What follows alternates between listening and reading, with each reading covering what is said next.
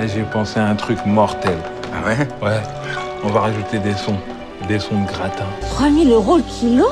Tu appelles tout de suite et tu dis oui. Fumer, c'est nul.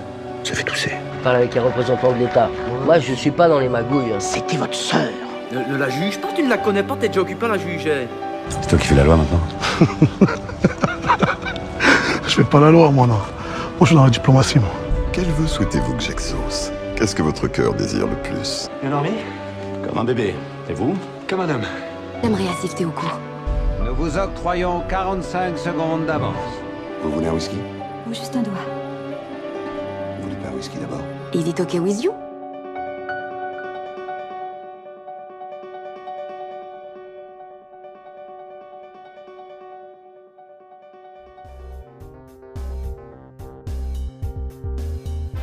Cinéaste et scénariste, l'Instant Pur Cinéma est heureux d'accueillir pour le tout dernier épisode de cette première saison, et donc pour cette 12e entrevue, Mathieu Turi.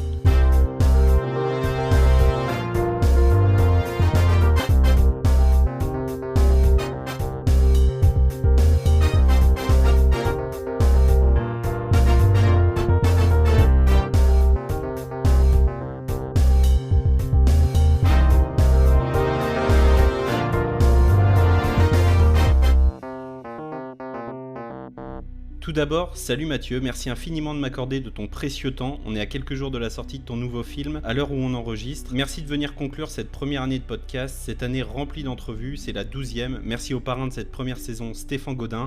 Merci aux 12 invités de cette saison. Bref, après cette longue intro, salut Mathieu, comment ça va ? Salut, écoute, très honoré déjà de fermer la saison. Écoute, ça va très bien. C'est le bon moment, tu sais, on est bien avant la sortie, il y a une douzaine de jours, donc en tout cas là au moment où nous on se parle, je sais pas au niveau de la diff, mais en tout cas la sortie approche et c'est le moment encore où voilà, ça va, ouais. C'est pas la veille, tout va bien, et puis après le jour où ça sort, c'est là que tu stresses, mais là ça va. Et pour l'heure on attaque avec la partie 1, c'est l'heure de l'instant rencontre. Il est bizarre ce sol. Il est pas palpable. C'est par où? Bonjour.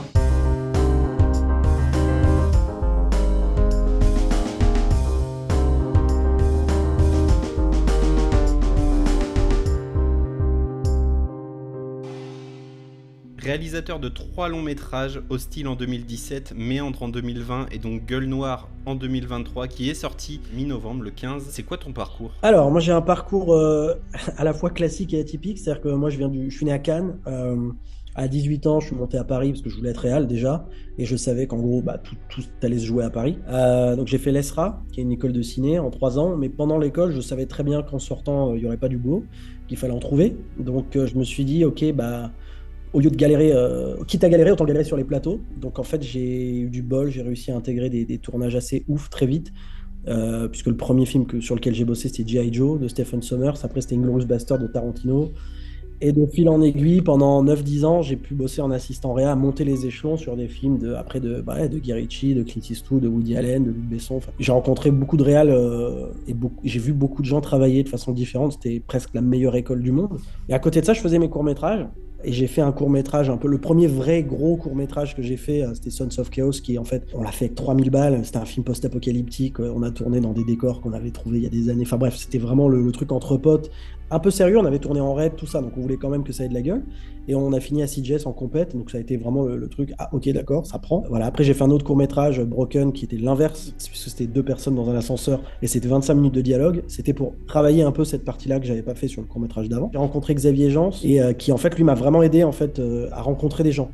Et il m'a dit voilà, il faut que tu passes au long, dis-moi tes idées. Donc j'avais plusieurs idées, il m'a dit ah, celle-là est pas mal, c'était Hostile, celle-là est pas mal, tu devrais la développer. J'ai écrit, je lui ai fait lire, il m'a fait des remarques, mais sans que ce soit des notes, c'était vraiment un parrain, vraiment une aide tellement précieuse, enfin voilà, je le remercierai jamais assez. Et du coup en fait il m'a fait rencontrer différents producteurs au fur et à mesure des années. Allez, on a fait le film pour moins d'1 million d'euros, mais on a tourné à New York, au Maroc, enfin voilà, c'était la folie. Et le film s'est super bien vendu à l'inter, il y a eu un vrai... En France, on n'était même pas censé sortir, finalement, on a fait une petite sortie technique parce qu'un petit distributeur nous a approchés, on a dit pourquoi pas, du coup le film a...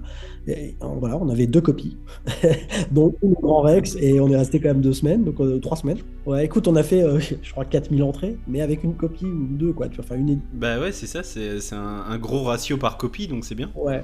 Non, après, le film a eu vraiment une renommée à l'inter, aux États-Unis, beaucoup au Japon, en Asie en général, parce que la Corée du Sud doit faire un remake depuis 3 ans, on attend toujours. Euh, le Japon, ça m'a permis de rencontrer des gens que j'admire, comme Hideo Kojima, qui depuis est devenu un vrai pote, enfin, on a une vraie relation artistique. Donc le film a fait sa vie, et très vite j'ai enchaîné avec Méandre. Méandre, qui est un film plus classique, c'est-à-dire dans son financement. En fait, on a tout simplement trouvé un distributeur France, Alba, qui distribue aussi Gueule Noire. OCS est monté sur le film. Et après, bon, là, c'est un montage classique. C'est un film à 2,5 millions, qui a bien marché, qui a eu la réouverture, qui était à la réouverture. Et du coup, on a pu profiter aussi de ça quand même. On a eu un peu de bol quand même. Très vite aussi, Gueule Noire, du coup, s'est enchaîné en 2 ans, en fait, à chaque fois, puisque, effectivement... même si tu dis 2017-2020, c'est les dates où en fait on a fait nos tournées de festival, mais Hostie est sorti en 2018, fin 2018, Méandre mai 2021, et là Gueule Noire fin 2023. Donc c'est toujours dur en fait, si tu veux, déjà de faire un premier film et puis d'enchaîner assez vite. Et j'ai la chance pour l'instant que ce soit crescendo à tous les niveaux, que ce soit budget, ambition, etc. Donc voilà un peu un résumé. Excuse-moi, j'étais un peu long, mais pour résumer un peu le parcours en fait. Voilà. Eh ben, c'est super. On reviendra sur Gueule Noire tout à l'heure. Pour l'instant, quelles sont tes inspirations pour Méandre ? C'est un film, voilà, pour rappel, où une jeune fille se fait prendre en stop et se retrouve très rapidement enfermée dans un dédale de tunnels, tous plus cruels les uns que les autres. Elle part d'où cette idée ? Elle part de l'idée... Alors, plusieurs choses. Il y a un truc de l'enfance, je pense, parce que la maison où j'habitais chez mes parents, en fait, il y a un espèce de sous-sol, mais c'est un sous-sol qui fait 80 cm de haut. Ah ouais. En fait, c'est une espèce de sous-bassement. Et mon père stockait beaucoup de choses ici. Et en fait, souvent, c'est moi qui étais envoyé pour récupérer des trucs parce que c'était plus simple. J'étais petit. Enfin, plus petit, j'avais 12 ans, 13 ans. Et moi, ça m'éclatait. Mais il y avait quand même cette sensation. Je me souviens que je dis, c'est pas l'inspiration, mais ces sensations-là, j'ai essayé de les retrouver. Après, l'inspiration, si tu veux, j'aime beaucoup les huis clos. Et le principe d'un huis clos, souvent, pas tout le temps, mais souvent, c'est un personnage qui ne peut pas bouger, qui est coincé. Et moi, je voulais faire un huis clos, claustrophobique, total, mais avec un personnage qui est obligé de tout le temps avancer. Ouais. Sinon elle meurt. Et donc, je trouvais ça intéressant comme concept de dire, tiens, on va aller à l'opposé un petit peu de ce que c'est vraiment, tout en restant claustro. Très vite, l'idée de mélanger ça avec de la SF. Alors, ça rappelle Cube, forcément, Cube que j'aime beaucoup le film de Vincenzo, mais j'avais pas revu le film du tout, et je l'ai revu après la sortie de Méandre. Je faisais exprès de pas le revoir, mais forcément, il y a des parallèles qu'on retrouve. Il y a un côté Die and Retry, je suis un gros gamer. Ouais, non, du coup, il y a forcément beaucoup de références, même indirectes aux jeux vidéo. Alors, il y a pas mal de trucs, il y a un peu de Death Stranding, du coup, j'ai eu la chance d'y jouer bien avant la sortie, grâce à ce que Hideo Kojima voulait. Enfin bref, j'ai du bol de le connaître, donc on parle de plein de choses. Et du coup, le bracelet ressemble pas mal. Et forcément, après, t'as du Buried sur certaines idées, tous les huis clos classiques. Mais et puis dans la relation, moi je suis un énorme fan de Aliens de James Cameron, évidemment de Alien de Ridley Scott, mais aussi de Aliens de James Cameron. Le rapport à la mer, le rapport au deuil, il y a un mélange un peu de tout ça, tu vois. Ok, c'est vrai que maintenant que t'en parles, je vois bien le bracelet de justement Death Stranding. C'est vrai que j'ai pas du tout fait le rapprochement. J'ai revu le film la semaine dernière et il y a un truc qui m'a marqué, que j'avais absolument pas remarqué avant. L'ouverture du film se fait sur cette musique monumentale, si douce et si incroyable, Through the Valley, qui est une référence à The Last of Us 2, j'imagine. Complètement, on est d'accord. Ouais. Complètement, on est allé chercher l'original. Dans chacun de mes films, il y a une chanson. C'est-à-dire que dans Hostile, c'était une reprise de The House of the Rising Sun. Dans Méandre, c'est Through the Valley, c'est Sean James. Et dans Gueule Noire, c'est quelque chose d'un peu original, mais c'est une chanson aussi. Je sais pas pourquoi je fais ça, mais j'aime bien identifier un peu les films comme ça. J'étais tombé amoureux de cette chanson, la reprise que fait Ellie dans The Last of Us. Et du coup, très vite, j'avais envie de mettre un peu ça dans le film. Je suis allé chercher l'original, puis à un moment, je dis, tu sais quoi, on va demander les droits de l'original, en fait, et on va essayer de jouer avec. Et ça a pris, donc tant mieux. Et j'étais très content parce que ça rend vraiment bien dans le film, et les paroles correspondent vraiment au film. Et c'était, si tu veux, de base, en fait, je me suis pas posé la question. Au début, je me disais, tiens, j'adore cette chanson, j'ai envie de la mettre, il y a une vibe, il y a un truc qui ressort. Et puis au bout d'un moment, je me dis, mais attends, mais c'est ouf, parce que les paroles de la totalité, même ce que j'ai coupé, c'est-à-dire la chanson est pas en entier, colle au film. C'est un truc qui m'a beaucoup plu. Forcément, il y a un côté religieux, etc. Il y a toute une explication. Donc, ça correspond aussi indirectement à ce que j'ai fait. Et d'ailleurs, c'est pas la seule ref. Maintenant, j'en parle parce que je l'ai mis longtemps. Dans Hostile, il y a une ref, il y a une ref à The Last of Us que personne n'a vue et qui est pourtant qui est fine, faut dire. Mais l'habillage télé, quand il y a le flash info vers les 3/4 du film, où tu es dans le bar et il y a un flash info comme quoi il y a eu un attentat à New York. Tout l'habillage graphique, c'est le même que celui de l'intro de The Last of Us. C'est le même, c'est-à-dire qu'on on l'a calqué, j'ai demandé, je veux exactement le même. Et donc voilà, mais voilà, je suis un énorme fan de The Last of Us et du travail de Neil Druckmann et de ses équipes, donc j'aime bien mettre un petit peu, voilà, il n'y a rien de The Last of Us dans Gueule Noire, si je dis pas de bêtises, mais en tout cas, voilà. Génial, moi j'avais découvert la musique lors de la PlayStation Experience en 2016, quand ils ont fait la révélation. Je suis fan de la musique depuis, et pour tout te dire, en fait, là, le film Méandre, je l'ai loué, c'est bien. Et je l'ai regardé chez moi, tu vois, donc toujours un peu avec le téléphone sous la main, etc., machin. Et là, la musique se lance, j'ai fait... Putain, je reconnais ça, j'aime bien ça, et directement j'ai eu les frissons qui m'ont parcouru tout le corps, c'était génial. Et direct j'ai lâché le téléphone et j'étais pris dans... on va pouvoir passer à la seconde partie, c'est l'heure de la partie 2, c'est l'heure de l'instant réminiscence. Le roi répudie la reine, la vieille épouse le perroquet, César devient roi, je l'épouse et me voilà reine.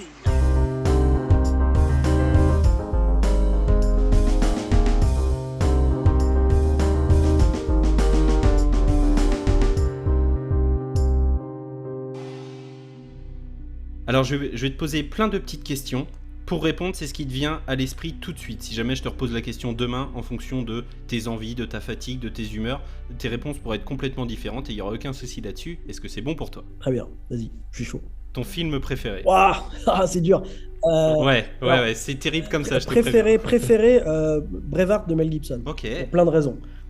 C'est le film qui m'a donné envie de faire du ciné, pas le film, j'adore le film, mais le making-of que j'ai vu en fait juste après le film, ça passait sur Ciné et Cinéma. Le making-of s'appelle Alba Gubrath, qui veut dire quelque chose en écossais, je ne sais plus quoi, mais qui est en fait un making-of de 40 minutes qui est passionnant parce que tu passes de la salle de montage au tournage sans voix off. Et en fait, moi qui a 14 ans, je crois, je vois ça, je me dis ah ouais, en fait, c'est ça d'être réalisateur. Je savais qu'il y avait des gens derrière un film, mais tu vois le travail d'un metteur en scène et j'ai trouvé ça passionnant. Le film, je suis amoureux du film. Donc voilà, je dirais Braveheart. Okay. Il y a Jurassic Park pas loin parce que c'est le film que j'ai le plus vu au monde. mais voilà, c'est voilà. Ton acteur préféré ? Ça c'est dur aussi, mais je vais aller Mel Gibson. Pareil, tu vois, je vais à contre-courant, je vais pas te sortir le DiCaprio que j'adore, le machin. Mais Mel Gibson, j'ai des moments de sa carrière où c'est hallucinant. Il se passe un truc et le charisme du mec et tout ce qu'il dégage et voilà. Ton dernier film vu au cinéma ? Ça remonte, c'est ça le pire. Je crois que tu sais, j'ai rien vu des grosses claques récentes. J'ai toujours pas vu Oppenheimer, j'ai pas vu Barbie. Ah ouais. J'ai vu aucun de ces films, c'est terrible. Je crois que c'est Avatar 2 le dernier film que j'ai vu au ciné. Ok, t'avais bien aimé ? Ouais, moi j'ai kiffé, moins que le 1, mais parce que le 1 je l'ai vu 7 fois au ciné. Ah oui.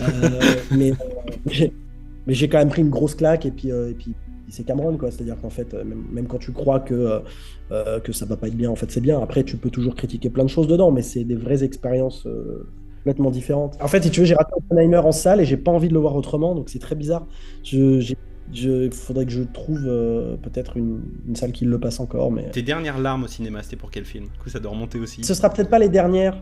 Alors, ça compte, parce que j'ai revu Sixième Sens en salle, et moi, la scène de la bagnole, une mère et son fils se retrouvent, et ce dialogue, il est tellement parfait, mais parfait, parce qu'en fait, pour moi, la scène de la bagnole de Sixième Sens, c'est un exemple même. Pour moi, c'est la meilleure scène de tout le film. C'est un exemple de comment tu distilles le dialogue. C'est-à-dire qu'en fait, n'importe qui aurait fait cette scène différemment en disant, voilà, en fait, il y a grand-mère qui vient me voir des fois. Pourquoi tu dis ça ? Parce que je la vois. Ah bon, elle dit quoi ? Elle dit ça. Voilà. Ah, oh là là, on est tous les deux tristes et tout. Et non, c'est inversé. Elle dit qu'elle t'a vu danser. Elle sait que son fils ne peut pas mentir parce qu'il n'était pas né à ce moment-là. Et elle dit que tu lui as dit quelque chose et la réponse est oui, chaque jour. La mère fond larmes et c'était quoi la question ? Et la mère dit, est-ce qu'elle est fière de moi ? Moi, à chaque fois, tu vois, j'en ai les frissons là de te le dire, à chaque fois qu'il y a cette scène, je chiale. Et donc là, je l'ai revu il n'y a pas très très longtemps, enfin c'était avant Avatar 2 du coup, mais pas le choix, obligé. Si tu pouvais découvrir ou redécouvrir un film au cinéma, ce serait lequel ?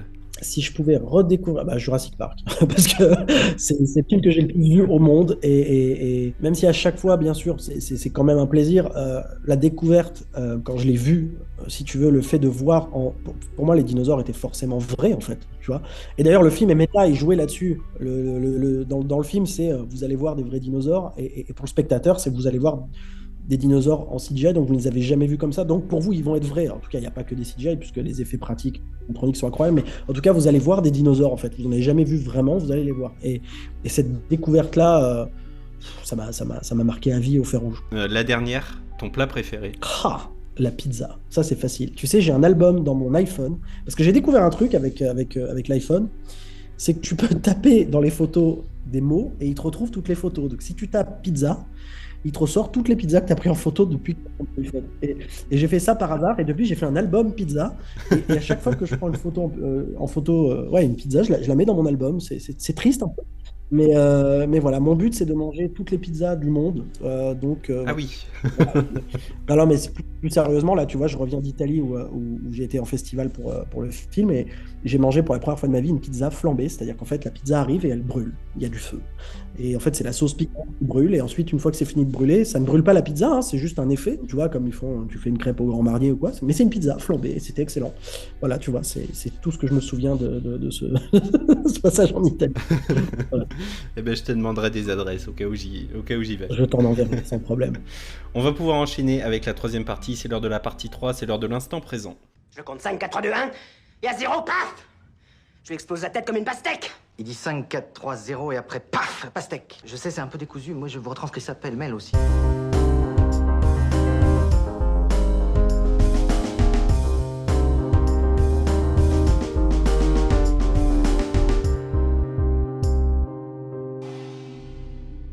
On va revenir sur ton film qui est sorti là mi-novembre, Gueule Noire. Pour rappel, on est en 1956, nord de la France, des mineurs accompagnent un scientifique pour des études et vont se retrouver bloqués dans une crypte où un monstre va ressurgir.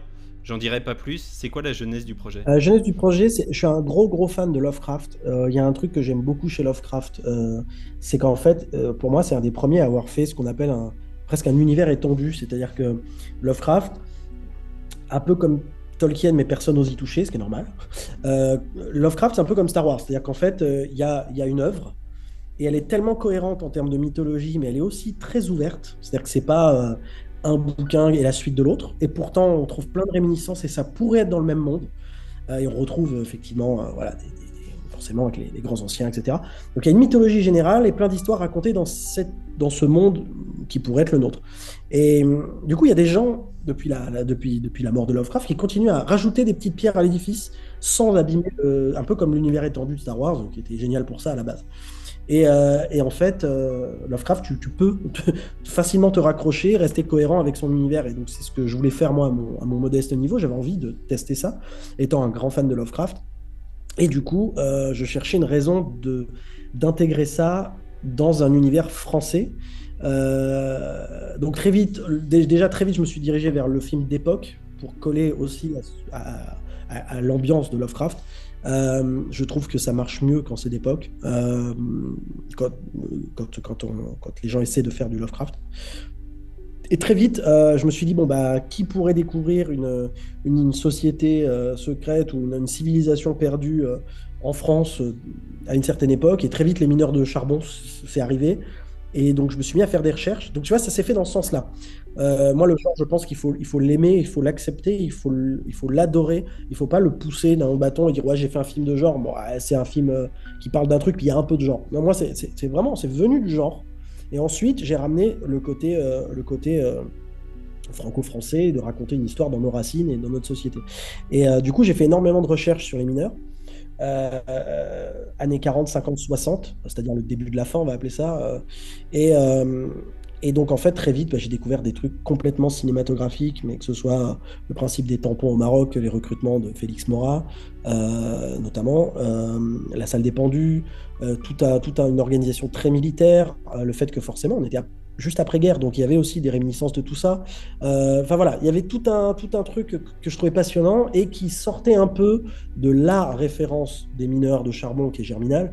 Nous, on est sur les années 50, on est beaucoup plus tard, donc du coup, on a un côté industriel, les marteaux-piqueurs, les derniers chevaux sont remplacés par des machines. Donc tu vois, il y avait un truc qui me parlait vraiment et que j'avais envie de mélanger avec Lovecraft. Et très vite, en fait, ça a rajouté aussi un côté film de bande, très film de guerre des années 50, tu vois, où chacun avait sa fonction. On n'est pas loin de la caricature, tu vois. Et du coup, je trouvais ça, voilà, et ça m'a rappelé forcément Aliens. Donc, tu vois, tout ce mélange-là, en fait, je me suis dit, allez, vas-y. Et donc, en fait, j'ai écrit le scénar assez vite, puisque on a eu l'intérêt du distributeur avant même que le scénar soit écrit. Enfin, en tout cas, soit finalisé. J'avais l'idée, j'avais une trame. Donc, on a écrit très vite. Le distributeur a validé sa participation au film. OCS est monté sur le projet. Et après, très vite, Amazon aussi. Et donc, tout de suite, ça a créé, en fait, cette espèce de dynamique de faire le film. Le casting, c'est que des premiers choix. Chaque fois, ils ont dit oui. Samuel en premier. Tout ça s'est fait très naturellement, très vite. Ça a été plus compliqué pour le tournage et tout le reste, puisque c'est logique. Hein, c'était difficile, mais voilà. La genèse du projet, ça a été un truc assez smooth. Eh ben moi, j'ai vu aucun des teasers qui sont sortis, ni aucun des trailers, parce que je veux vraiment me faire la surprise en salle. Je veux tout découvrir en salle. J'ai rien vu, mis à part les affiches. C'est vrai les affiches qui sont cool. sorties. Et là, le film, il cartonne en festival à travers le monde. Tu reçois énormément de prix. Je sais pas si tu arrives encore à suivre le palmarès du film. Moi, je t'avoue que je suis perdu parce que tu reçois une avalanche d'éloges et de récompenses. C'est complètement fou. Écoute, ça se passe bien. Ça se passe bien. Écoute, ça a été, on a eu la chance au-delà on a commencé avec le film à Angoulême, où on avait 5 salles remplies. Je m'y attendais pas déjà à être à Angoulême. C'est pas le genre de film normalement qui est à Angoulême. C'était super. Ensuite, on a été au Fantastic Fest, qui est énorme aux États-Unis, au Texas. Et après, j'ai enchaîné avec une tournée à CJS. Donc CJS, pareil, énorme festival, avec une séance de minuit pleine à craquer qui était complètement folle.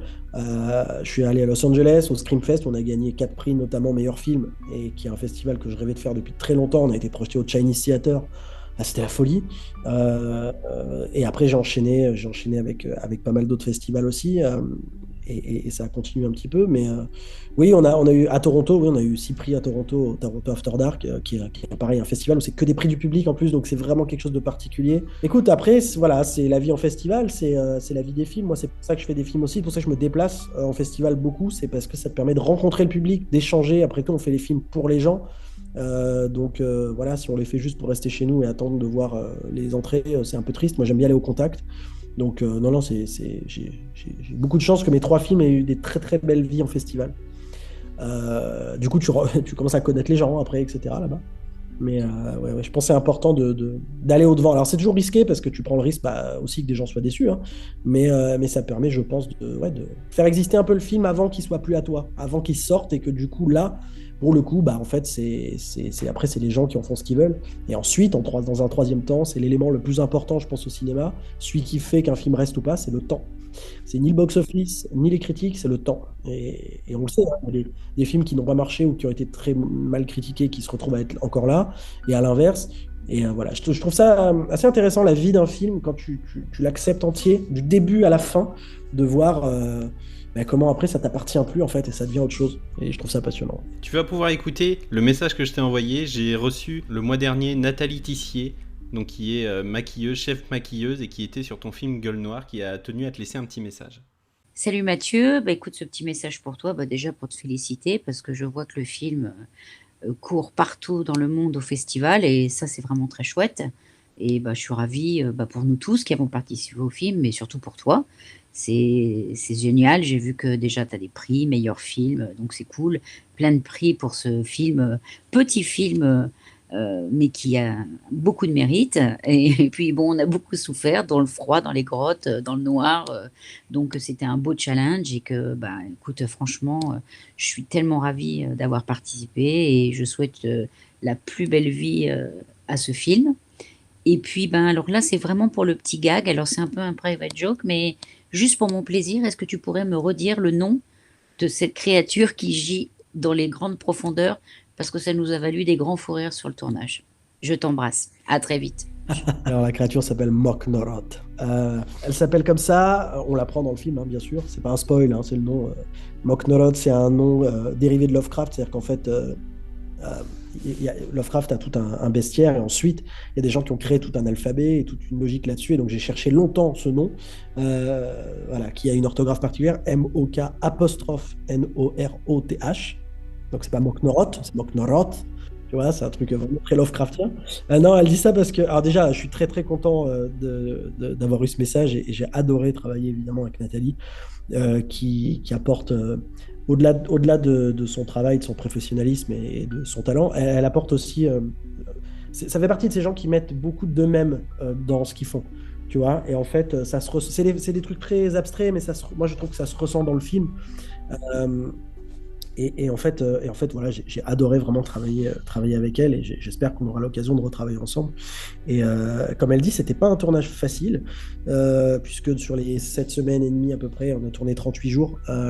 On a tourné 5 semaines et demie, quasiment 6, dans le noir, dans des décors assez fous, mais très très humides. Pour te donner un exemple tout bête, mais quand tu tombes malade dans un décor comme ça, tu ne te soignes pas. C'est-à-dire même si tu te soignes, tu ne guéris pas, il faut que tu sortes. Parce que tu as un taux d'humidité qui est tel que, en fait, quand tu as les poumons en feu, tu peux prendre tous les médocs que tu veux, tu baignes dans ta maladie. Donc, il y a des gens qui sont partis pendant 2-3 jours pour revenir en bonne santé, tu vois. Où on se prenait des piqûres. Enfin bref, c'était pas simple, tu vois, comme on est tous tombés malades, plus ou moins. Il y a des gens, notamment certains comédiens qui avaient du mal avec le nom. Et donc, en fait, forcément, dans des moments, des prises très sérieuses, tu sais, où ça devient, mais je sais comment s'appelle cette chose. Cormonote, non. Tu vois, c'est le médicament, comme dire les inconnus. Donc voilà, donc ça a été des fous rires, bien sûr que voilà, je pourrais faire un bêtisier, mais je ne le ferai pas. Mais voilà, donc non, écoute, voilà, je suis très touché par ce message. Je vais lui envoyer un petit texto tout de suite. Mais ouais, j'ai adoré bosser avec Nathalie, évidemment. Comme je te dis, c'est quelqu'un qui, au-delà de son talent, met une partie de son âme dans ce qu'elle fait, et je trouve ça admirable. On va pouvoir avancer à la 4e partie, place à la partie 4, c'est l'heure de l'instant jeu. C'est la piquette, Jack. Tu sais pas jouer, Jack. T'es mauvais.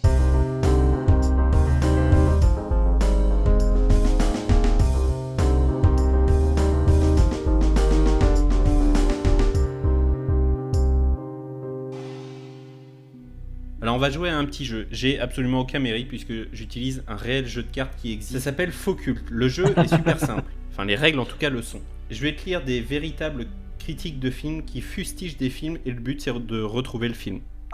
Ok, très bien. On est parti. Un cercle des poètes disparus au rabais, matinée d'un Sister Act chez les chiards. Le point positif c'est la durée du film, circuler, y a rien à voir. Film de 2004, c'est pas évident. Oh, c'est violent.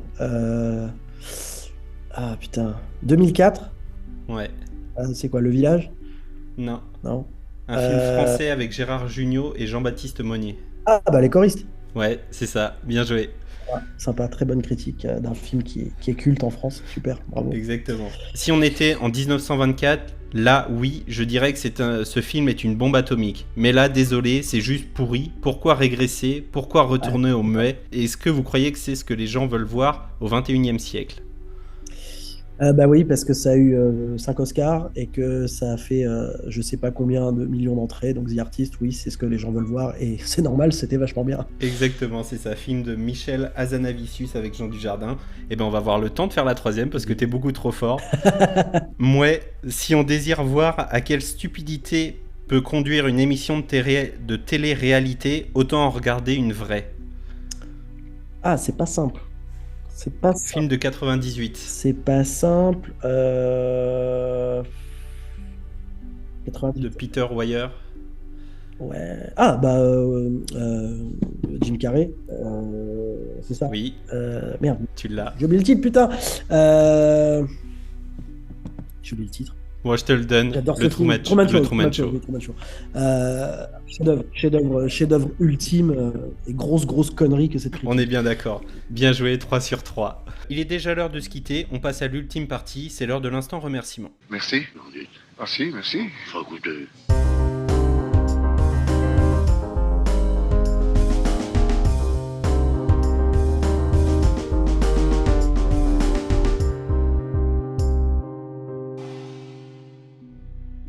Mathieu, merci infiniment pour ton temps précieux. À quelques jours de la sortie de ton nouveau film, pour rappel, Gueule Noire, qui est sorti le 15 novembre au cinéma. J'invite bien évidemment tous ceux qui ne l'ont pas déjà vu à foncer dans nos salles obscures. Voilà Mathieu, merci infiniment. Écoute, je te souhaite le meilleur, je te souhaite une bonne continuation et je te dis à très bientôt. Eh ben écoute, c'était un plaisir en tout cas. Merci à toi.